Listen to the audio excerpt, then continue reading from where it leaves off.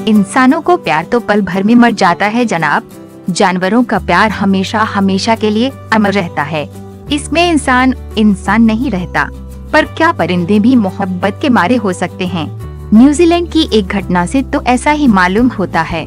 यहाँ एक जाने माने आइलैंड में एक पंछी कंक्रीट से बने चिड़िया को प्यार देता रहा, ये न जानते हुए कि वो सिर्फ एक पत्थर की मूर्ति है। दरअसल इस देश में संरक्षण कर्मी गैनट पक्षियों की ब्रीडिंग कॉलोनी स्थापित करना चाहते थे। इसके लिए इन लोगों ने कंक्रीट के तकरीबन 80 कृत्रिम पक्षी बनवाए और पार्क में रखवाए।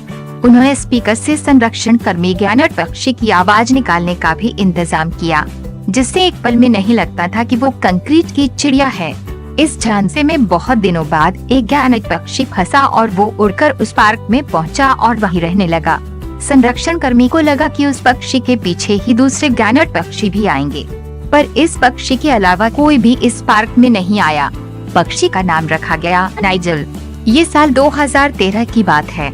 नाइजल उस आइलैंड में अकेला रहता। 5 साल तक अकेले रहने के बाद कुछ 3 हफ्ते पहले उस आइलैंड में 3 अन्य गैनट पंछी उड़कर आए, लेकिन शायद नाइजल उनसे दोस्ती न कर पाया और उसकी मौत हो गई।